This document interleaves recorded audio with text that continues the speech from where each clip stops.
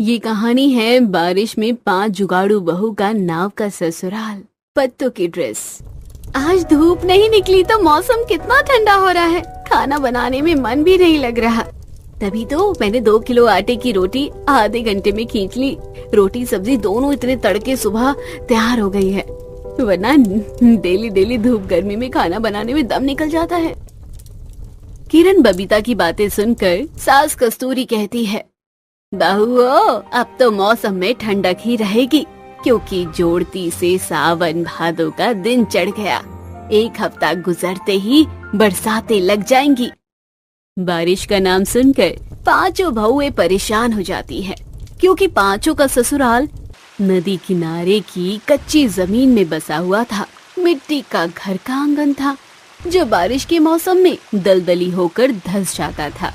ऐसे में गरीब ससुराल वालों को परेशानी से 2-4 होना पड़ता था। राकेश भैया, हमने कितनी देर से जाल लगा रखा है। 10-20 किलो तक मछली तो फंस गई होगी ना। हाँ, एक बार जाल खींच कर देखते हैं। राकेश प्रमोद नदी के अंदर से जाल निकालकर नाव में रखते हैं, तो थोड़ी मछली फंसा कर देखकर हताश हो जाते हैं। ये तो पोठिया मछली है, वो भी मुश्किल से 1 पाव की अंदाज में ही निकली है। इतनी थोड़ी मछली बाजार में बेचकर कितना ही कमा लेंगे और कैसे खिलाएंगे परिवार को। लगता है ठंडक से मछलियां नदी की गहराई में जाकर बैठ गई हैं। पिछले 2 दिनों से ज्यादा मछली हाथ नहीं लग रही है। तभी काली काली घटाएं गरजने के साथ तेज बारिश शुरू हो जाती है, जिससे नदी के ऊपरी सतह पर मछलियों को तैरता देखकर कुंदन कहता है, भैया मेरी मानो तो ये नाव को थोड़ी गहरे पानी में ले चलते हैं। वहाँ खूब सारी बड़ी बड़ी मछलियाँ मिलने की संभावना है। 2 भाई नाव को खेवकर नदी की गहराई में उतारते हैं और जाल डालते हैं। देखते ही देखते रेहू, मांगुर, सिंगी, झींगा मछलियाँ से जाल थक मठेल भर जाता है। बारिश में भीगते हुए जाल वो खींचते हैं। राकेश भैया, आज तो जाल में काफी बड़ी बड़ी महंगी मछली फंसी है। जाल इतना भारी हो गया है कि खींचा नहीं जा रहा। मजले, जाल को सतर्कता से खींचना, कहीं फट न जाए। तभी बारिश को जोर से बरसता हुआ देखकर कस्तूरी कहती है, राकेश बेटा, बारिश जोर की हो रही है। नदी का पानी उफान ले रहा है। जान जोखिम में मत डालो, बाहर आओ। बस आ गए माँ। मछलियों से भरा नाव लेकर बारिश में भीगते हुए पांचों किनारे को आते हैं। वहीं जुगाड़ू बहुएं आंगन से सामान समेटने में जुटी होती है। मैंने मसालदानी वाला बर्तन तो अंदर जाकर रख दिया है, लेकिन ये चूल्हा तो मिट्टी की जड़ पर बना है। इसे उठाकर भी भीतर नहीं ले जा सकते। चूल्हा टूट जाएगा तो खाना पीना किस पर बनाएंगे। सच में बिना चूल्हे के तो बड़ा मसला हो जाएगा। आशा सुप्रिया परेशान ही थी कि तभी नीलम जुगाड़ लगाकर चौड़ी पन्नी और 4 ईंट लाकर चूल्हे को अच्छी तरह से ढककर किनारों पर ईंट रख देती है। अब चाहे कितनी भी आंधी तूफान बारिश आए, ये पन्नी नहीं उड़ेगा, क्योंकि मैंने चारों तरफ से ईंट जो लगा दी है। अरे वाह नीलम, तुम्हारा जुगाड़ तो काफी टिकाऊ है।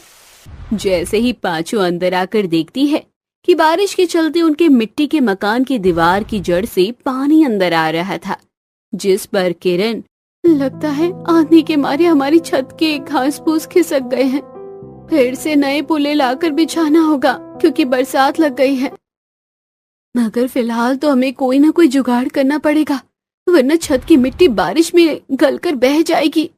तभी आशा आंगन में केले के पेड़ को हवा में लहराता हुआ देखती है। देखो, हमारे केले के पेड़ के पत्ते कितने चौड़े चौड़े हो गए हैं। इसे तोड़कर छत पर लगा देते हैं, क्योंकि घर को बचाने का कोई और चारा है नहीं अभी। पांचों केले के पत्तों को तोड़कर लकड़ी की सीढ़ी से छप्पर पर लगाकर ईंट रख देती है, जिससे छत टपकना बंद हो जाती है। कुछ देर बाद, देखो बारिश थम गई है। हम पांचों भाई मछली बेचने के लिए जा रहे हैं। जी ठीक है माँ जी, हम भी जंगल से लकड़ी बिन कर लाते हैं, खाना बनाना है। जेठानी जी, आप सब चले जाइए, क्योंकि कस्टमर की अर्जेंट वाली सिलाई के कपड़े रखे हैं, कच्चा करना है और पक्की सिलाई बिठानी है। ठीक है बबीता, मैं तुम्हारी मदद के लिए चिंकी पिंकी को घर छोड़कर जा रही हूँ। माँ, आप चारों जंगल से लकड़ी पत्ते लेने जाओ, मैं खाना चढ़ा लूंगी और चाची के साथ कपड़े की तुरपाई भी करवा दूंगी। मेरी प्यारी पोती एकदम माँ जितनी मेहनती है। कस्तूरी के 5 बेटे किसी तरह मछली बेचकर घर का गुजारा चला रहे थे। बबीता दर्जी का काम करती थी। थोड़ी बहुत कपड़े सिलकर वो घर का खर्चा निकालने में मदद किया करती थी। तब चारों बहू नाव में बैठकर नदी के पार घने जंगल में जाती हैं, जहाँ काफी सारे पेड़ पौधे, घास, रंग बिरंगे फूल पत्तियां होते हैं। जेठानी जी देखिए, आज तो जंगल के सारे पेड़ के पत्ते बारिश से नहाकर एकदम कचनार के जितने कोमल पत्ते लग रहे हैं। वो तो है किरण, मानसून आने से प्रकृति तो हरी भरी हो जाती है, लेकिन हमें सूखी लकड़ी पत्ते नहीं मिल पाते। तभी नीलम की नजर बांस के पत्ते पर जाती है, जो कि बारिश से सूखे हुए बचे हुए थे। बड़ी भाभी, इन बांस के पत्तों को देखो, ये बारिश में बिल्कुल भी नहीं भीगे, ना ही सीले हैं। इसकी तो आंच भी दाएं दाएं लहकती है, इसे ही ले चलते हैं।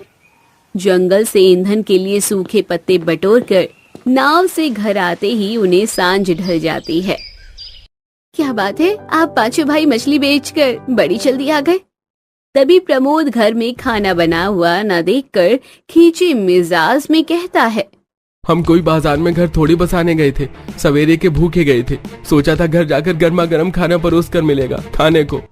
देवर जी गुस्सा मत कीजिए, हम झटपट से खाना बना लेंगे। बारिश में लकड़ियां नहीं मिल रही थी, इसलिए समय लग गया। कुछ ही देर में पांचों खाना बनाकर परोसती है। तभी मूसलाधार बरसात शुरू हो जाती है और जगह जगह से मिट्टी झरने लगती है। इस मिट्टी के मकान का कोई भरोसा नहीं, कब ढह जाए। इसकी मरम्मत करवाना सबसे ज्यादा जरूरी है। बेटा, सावन भादों का दिन लग गया है, इस बार पांचों मकान को जड़ से पक्का करवा लेना। माँ चिंता मत करो, इस बार मानसून के सीजन में अच्छी खासी मछलियाँ बेचकर पैसे जोड़कर पक्का करवा लेंगे। पर कहते हैं ना, गरीब परिवार के लिए मकान बनाने का विचार करना जितना सरल लगता है, मकान की नींव रखना ही उतना कठिन। लगातार बरसात के चलते नदी का पानी जल स्तर से ऊपर बहने लगता है, जिससे मकान मिट्टी में धंसने लगते हैं, जल भराव हो जाता है। मम्मी मम्मी जोक बचाओ, जोक। नीलम देखती है कि उसके बेटे नंदन के पैर में 2 मोटे मोटे जोक पकड़ के खून चूस रहे हैं। हे भगवान, ये बरसात के पानी में जोक घर के अंदर आ गए हैं। नीलम दीदी, नमक से जोक छूट जाएगा, आप रोइए मत। तब किरण नमक से जोक को भगाती है। तभी मिट्टी की आधी छत मकान के अंदर गिर जाती है। माँ, ये मकान ज्यादा देर तक टिकने वाला नहीं है। जो भी जरूरत का सामान है नाव में रख लीजिए सब। पांचों जुगाड़ बहुएं पोटली बनाकर रखती है और नाव में बैठकर सूखे जंगल की ओर चल देती है। थोड़ा आगे चलकर खराब मौसम के चलते नाव मझधार में फंस जाती है। कुंदन जी, क्या हुआ? नाव क्यों रुक गई? नाव के अंदर सामान का वजन बहुत ज्यादा हो गया है, नाव डूब रही है। तब बहुएं नाव से कुछ सामान उतार देती हैं और नाव सूखी सतह पर रुकती है। जंगल के किनारे पर काफी अलग अलग प्रकार के फलदायी पेड़ पत्ते लगे हुए थे। माँ, देखो यहाँ तो खजूर का पेड़ है। चलो यही नाव लगाकर जंगल में शरण लेते हैं। माँ जी, ये जंगल दिन के लिए तो ठीक है, लेकिन रात के लिए सुरक्षित नहीं है। ऐसा करते हैं, हम दिन के लिए जंगल में कुटिया बना लेंगे और रात में हम नाव में रहन सहन करेंगे। पर घर बनाएंगे कैसे? अजी, ये जंगल तो पूरी तरह पत्तों से ढका हुआ है। देखिए, खजूर, केले, बरगद कितने पत्ते हैं। फिर बहू बेटे 2 हिस्से में बंट जाते हैं। कुछ मिलकर पत्तों से नाव के अंदर घर का निर्माण करते हैं, तो कुछ जंगल में कुटिया बनाती हैं। हमें जमीन को साफ करने के लिए झाड़ू की जरूरत होगी। आशा खजूर की डाली लचकाकर उनमें से कुछ पत्ते तोड़कर जुगाड़ू झाड़ू बनाकर देती है। अरे क्या बात है आशा, क्या टिकाऊ झाड़ू बनाया है तुमने तो। सास मिट्टी का चूल्हा बनाती है। दादी, हम और मिट्टी ले आए क्या? मेरी प्यारी पोती, रख दे, चूल्हे का पट्टा तो डाल दिया, अचकन बनाना था, हो गया। तभी नदी के पानी वाले हिस्से में किरण अरबी के ताजे पत्ते उगे देखती है। ये तो अरबी का पत्ता है, इसका बेसन में लपेटकर बढ़िया सब्जी पकौड़ा बनता है, आज के खाने का काम बन जाएगा। वही दूसरी तरफ सुप्रिया फल वाले भाग में जमीन पर काफी सारे आम जामुन टूटकर गिरे देखकर चुनकर नाव में लाती है। इस एक नाव के अंदर हम पूरा परिवार रहना सहन नहीं कर पाएंगे। रसोई बनाने के लिए जुगाड़ लगाना पड़ेगा। वैसे इस जंगल में मैं शीशम और देवदार के पेड़ देखे थे, जिसकी लकड़ी बहुत मजबूत होती है। उससे नाव बना लेते हैं, जिसमें रसोई भी बसा लेंगे। अब पांचों जुगाड़ू बहू जंगल से लकड़ी काट कर बड़ी नाव बनाती है और अंधेरे में मशाल की रोशनी में पत्तों के घर में खाना पीना बनाते खाते हैं। इसी तरह उनकी जिंदगी नाव के अंदर गुजर रही थी। फिर एक दिन, मम्मी मम्मी मुझे बहुत तेज की खुजली मच रही है। तुम डेली मुझे यही गंदा कपड़ा पहना देती हो, कपड़े भी नहीं चेंज करती। सारे कपड़े तो बारिश में बह गए, कहाँ से दूसरे कपड़े पहनाऊं? पर नीलम दीदी, ऐसे तो बच्चों को एलर्जी और हो जाएगी, उनकी स्किन नाजुक है। तभी बबीता के दिमाग की बत्ती जलती है और वो जंगल से केले के शीशम के पत्ते तोड़ कर लाती है और बच्चों के साथ साथ पूरे परिवार के लिए पत्तों की साड़ी, कुर्ता पजामा वगैरह वगैरह सिल कर देती है। बहू, मेरा तो खुजली कर कर के तन बदन छिल गया था। ये पत्तों वाला कपड़ा पहनकर बहुत ही ठंडक सी पड़ गई है कलेजे में। सच में बबीता, ये पत्तों की साड़ी तो बहुत ही ज्यादा हल्की है। इसी प्रकार पांचों जुगाड़ू बहुएं बारिश के चुनौती भरे मौसम को नाव के पत्तों वाले ससुराल में गुजर बसर करती हैं। वहीं उनके पति मछली लकड़ी बेचकर जीविका चलाते हैं। सपना रसोई में खाना बना रही होती है तो वहीं गांव की कुछ पड़ोसन शांति से मिलने उसके घर आती हैं और बैठती हैं, जहां शांति हॉल में बैठकर चाय नाश्ता कर रही होती है। शांति बहन, मैंने सुना है शहर से तुम्हारे छोटे बहू बेटे आ रहे हैं। बिल्कुल सही सुना है बहन, उनके आने की खुशी में तो मैंने घर में 56 भोग बनवाया है। चलो अच्छी बात है जो आ रहे हैं, वरना गांव की कुछ औरतें तो कह रही थी कि तुम्हारा बेटा शहर में घर जमाई बनकर बैठ गया है।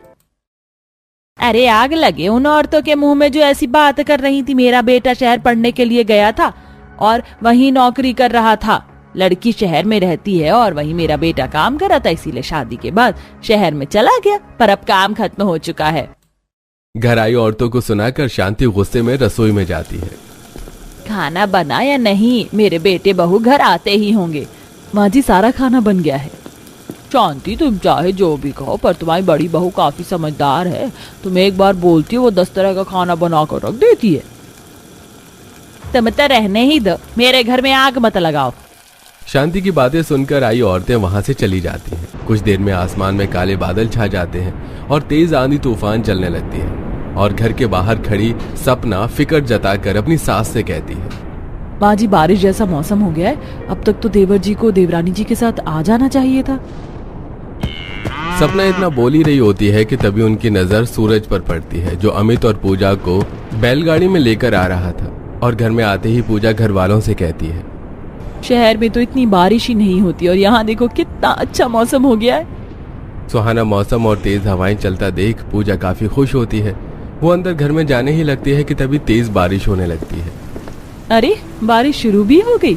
आप सब सामान लेकर अंदर आ जाओ, मैं बारिश में चली नहाने। और माँ जी, अगर इस बारिश में आप मेरे लिए पकौड़े बनवा देती तो मुझे अच्छा लगता। आखिर ससुराल में मेरी पहली बारिश है। हाँ हाँ बहू, क्यों नहीं। सुना बड़ी बहू, तूने, तेरी देवरानी ने क्या कहा। अब तू जा, जल्दी से थोड़े पकौड़े भी बना ले और तुम दोनों सारा सामान लेकर अंदर चलो। सूरज और अमित सारे सामान अंदर घर में ले जाते हैं तो वहीं सपना सभी घर वालों के लिए पकौड़े बनाती है और पूजा बाहर बारिश में जाकर नाच कर नहाने लगती है। कितना मजा आ रहा है ससुराल में आते ही बारिश में नहाने में। जहाँ पूजा बारिश में नहा रही होती है तो वहीं बेचारी रसोई में सपना पकौड़े बना रही होती है। कुछ ही देर में नहाकर पूजा घर में आती है, जहाँ सभी घर वाले बैठकर पकौड़े खा रहे होते हैं। चेंज करके आ गई तुम, देखो तुम्हारे फेवरेट पकौड़े भी बन चुके हैं। हाँ बहू, आजा बैठ जाओ और हमारे साथ ही खा ले। नहीं माँ जी, अब तो बारिश भी बंद होगी और अब मेरा मन नहीं है पकौड़े खाने का, मैं फिर कभी खा लूंगी। इसी तरह कुछ दिन बीत जाते हैं, पर पूजा घर का कोई काम नहीं करती और शांति भी पूजा को अपने छोटे बेटे की वजह से कुछ ज्यादा लाड प्यार करती है। और ये देख सपना को बुरा लगता है और एक दिन सपना पूजा के कमरे में जाती है, जहां वो फेस मास्क लगाकर बैठी थी। पूजा, अब तुम्हें भी यहीं रहना है, घर के काम तो करने ही पड़ेंगे। मैं जब तक खाना बना रही हूँ तुम घर की सफाई कर लेना। हाँ दीदी, क्यों नहीं, ये भी कोई कहने वाली बात है। हम दोनों इस घर की बहुएं हैं, हम दोनों की ही जिम्मेदारी बनती है अपने ससुराल को संभालने की। पूजा की ये बात सुनकर सपना को काफी अच्छा लगता है और वो रसोई में जाकर खाना बनाने लगती है। तभी तेज आंधी तूफान चलने लगती है। खाना बनाते हुए सपना जब देखती है कि बाहर तेज आंधी तूफान चल रही है तो वो रसोई की खिड़की बंद कर पूजा को आवाज देते हुए बोलती है, पूजा, बाहर बहुत तेज आंधी तूफान चल रही है, किसी भी वक्त बारिश हो जाएगी। बाहर आंगन में तार पर कपड़े सूख रहे हैं, वो उतार लो। और घर की सारी खिड़की दरवाजे भी बंद कर देना, वरना धूल घर में आ जाएगी। इतना बोलकर सपना फिर से काम पर लग जाती है। पर पूजा इस आंधी तूफान में काम न करके आंगन में जाकर अपनी अच्छी अच्छी फोटो क्लिक करने लगती है। तो वहीं ये सब देखकर शांति बाहर से जल्दी से सारे कपड़े उतारती है और सभी खिड़की दरवाजों को बंद करती है। अब जैसे ही बाहर सपना आती है वो देखती है कि बारिश शुरू हो चुकी है और पूजा आराम से बैठी है। पूजा, मैंने तुम्हें कुछ काम बोला था और तुम आराम से बैठी हो। बहू, अगर बैठी है तो क्या हुआ, तूने जो काम बोला था वो मैंने कर तो दिया। माँ जी, आप कितनी अच्छी हैं। दीदी, बाहर बहुत अच्छी बारिश हो रही है और आपके हाथों में तो जादू है। प्लीज 2-3 तरह के पकौड़े बना लो ना। वैसे भी जेठ जी, पापा जी और अमित भी घर आते ही होंगे, उन्हें भी इस बारिश में गर्मा गर्म पकौड़े खाने को मिल जाएंगे। क्यों माँ जी? पूजा ने शांति के सामने पकौड़े बनाने को कहा था, इसलिए सपना मना नहीं कर पाती और वो रसोई में जाकर एक बार फिर आलू, प्याज और पालक काटती है। साथ ही एक बर्तन में बेसन का घोल बनाकर पकौड़े बनाने लगती है। कुछ ही देर में विनोद तांगे पर अपने दोनों बेटों के साथ घर आता है और वो तीनों ही पूरी तरह से भीग चुके थे। जल्दी से वो तीनों गंदे पैर लेकर घर में आ जाते हैं और इस वक्त सपना पकौड़े लेकर बाहर आती है और गंदा घर देखकर परेशान हो जाती है। अभी मैंने पूरे घर की सफाई करी थी, फिर से गंदा हो गया। पापा जी, आप बिल्कुल सही समय पे आए हैं। देखिए दीदी पकौड़े भी लेकर आ गई। आप जल्दी से आप तीनों चेंज करके आ जाओ, फिर हम सब पकौड़े एंजॉय करेंगे। पूजा, जब तक पापा, सूरज, अमित जी कपड़े चेंज कर रहे हैं तुम घर साफ कर लो। देखो पूरा फर्श गीला और मिट्टी से गंदा हो गया है। दीदी, आप कर लो ना सफाई, बाहर बहुत अच्छी बारिश हो रही है। मैं सोच रही थी कि बारिश में नहा लूं और कुछ रील बना लूं। देखा, मैंने तो कैमरा भी ऑन कर लिया। कोई बात नहीं बहू, तुझे बारिश एंजॉय करनी है, जाकर एंजॉय कर। ये साफ सफाई घर के काम बड़ी बहू देख लेगी। वैसे भी वो शुरू से ही गांव में रही है, उसे ये सब करना बहुत अच्छे से आता है। बड़ी बहू तू ये सब संभाल ले, छोटी बहू शहर से आई है, उसे ये सब नहीं आता। वैसे भी बहुत दिनों बाद मेरे छोटे बहू बेटे घर आए हैं, तो मैं चाहती हूँ कि वो हमेशा खुश रहे। माँ जी, अपनी छोटी बहू की खुशियों के लिए मेरी खुशियों का गला क्यों घोट रही हैं? इस बारिश में घर की सारी जिम्मेदारी मेरे ऊपर है, जबकि देवरानी जी तो बारिश के मजे ले रही है। पर मुझे माँ जी को और देवरानी जी को भी बताना होगा कि ससुराल में दोनों बहुओं की जिम्मेदारी बराबर होनी चाहिए। सपना बिना कुछ बोले अंदर से पोंछा लगाती है और पूरा फर्श साफ करती है। पूरा परिवार हॉल में बैठकर बारिश को देखते हुए पकौड़े खाता है। तो वहीं थोड़े से पकौड़े खाकर पूजा भी बाहर बारिश में नहाने के लिए चली जाती है और अपनी सास को फोन पकड़वाकर रील बनाने लगती है। इसी तरह कुछ दिन बीत जाते हैं और इस बार जब बारिश शुरू होती है तो लिविंग हॉल में बैठी थी शांति पूजा। तभी शांति कहती है, सपना बहू, बारिश शुरू हो गई है। झाड़ू, कपड़े, उपले, बहुत से सामान बाहर ही रखे हैं, जल्दी से उन्हें अंदर कर ले। और दीदी, आज पनीर की पकौड़ी भी बना लेना। माँ जी, मुझे काम करने में कोई परेशानी नहीं, पर सुबह से मुझे बुखार है। पूजा, आज पकौड़े तुम बना लो, आखिर एक दिन माँ जी को भी तो तुम्हारे हाथों के पकौड़े खाने को मिले। और बाहर ज्यादा सामान नहीं रखा, पहले वो अंदर कर लो, वरना गीले हो जाएंगे तो पापा जी नाराज हो जाएंगे। कोई बात नहीं दीदी, अगर आपकी तबीयत खराब है तो आप आराम करो। माँ जी, आप बाहर से सारा सामान अंदर रखवा दो, जब तक मैं पकौड़े का इंतजाम करती हूँ। पूजा किसी भी काम को करने से मना नहीं करती और अपना काम शांति को दे देती है। शांति बेचारी बारिश में भीगती हुई बाहर जाती है और सारा सामान घर में रखती है। तो वहीं पूजा ऑनलाइन पकौड़े ऑर्डर कर देती है और जब पूरा परिवार घर में पकौड़े का इंतजार करता है तो डिलीवरी बॉय घर आता है और पूजा सभी को पकौड़े खाने को देती है। बहू, बाहर से पकौड़े मंगवाने से अच्छा तुम घर में बना लेती, ये पकौड़े तो खराब हैं। अगर इन खराब पकौड़े को खाया तो हमारी तबीयत खराब हो जाएगी। एक काम करो पूजा, तुम घर में जाकर थोड़े से पकौड़े बना ही लो। घर वालों के कहने पर पूजा इस बार मना नहीं कर पाती और रसोई में जाकर मोटे पतले आलू काटकर पकौड़े बनाना शुरू करती है, जिसमें उसके आधे से ज्यादा पकौड़े जल जाते हैं और कुछ कच्चे रह जाते हैं। पूजा घर वालों को खाने को देती है तो सब उसके पकौड़े को देखकर हंसने लगते हैं। पूजा, तुमने पहली बार पकौड़े बनाए हैं क्या? इन पकौड़े की शक्ल तो देखो, ये तो पूरे जल गए हैं। और इनमें से तो कुछ कच्चे भी हैं। मुझे ऐसे ही पकौड़े बनाने आते हैं माँ जी, मैं नहीं करने वाली कोई भी काम। मेरा मजाक बना रहे हैं सब। अब जब तक दीदी ठीक नहीं हो जाती आप ही संभालना सारी जिम्मेदारी। पूजा नाराज होकर अपने कमरे में चली जाती है। शांति अपनी बहू को और नाराज नहीं करना चाहती थी, इसलिए वो खुद घर के काम करने लगती है। देखते ही देखते 3 से 4 दिन बीत जाते हैं और इस बारिश की वजह से कभी शांति अकेली पकौड़े बनाती तो कभी दौड़ती हुई घर में जाती और सारी खिड़की दरवाजे बंद करती ताकि बारिश का पानी घर में ना आ जाए। और जब उसके दोनों बेटे पति बारिश में भीगते हुए घर आते तो वो गीले कपड़े कभी सोफे पर रख देते तो कभी खुद पूरे घर में घूमते, जिससे पूरा घर भी गीला हो जाता और शांति अकेले उसे साफ भी करती। पर पूजा कुछ नहीं करती और परिवार वालों के साथ बैठकर पकौड़े और बारिश का मजा लेती। क्या हुआ माँ जी, 2 दिन घर की जिम्मेदारी संभाल कर परेशान हो गई। इस बारिश में अगर इसी तरह अपनी शहरी बहू को सर पर बैठा कर रखा तो वो कुछ नहीं करेगी। इस तरह कल को मेरी तबीयत खराब हो गई तो आपको सारी जिम्मेदारी संभालनी होगी। और अब अपने मन से ये डर निकाल दीजिए कि आपकी बहू बेटा आपको छोड़ कर जाएंगे। अब वो हमेशा यहीं रहने के लिए आए हैं तो अपनी शहरी बहू को इतनी छूट मत दो, वो नहीं जाएगी आपको छोड़कर। तू सही कह रही है बहू, 2 दिन जब मुझ पर घर की जिम्मेदारी आई तब मुझे समझ आया कि बारिश में पूरे घर की जिम्मेदारी अकेले तेरे कंधों पर थी। अब क्या था, शांति पूजा को भी रसोई में लगा देती है और सपना पूजा को खाना बनाना सिखाती है। अब जब भी बारिश होती तो दोनों देवरानी जिठानी मिलकर काम करते और शांति अपनी छोटी बहू को नहीं बल्कि अपनी दोनों बहुओं को एक बराबर मानती है।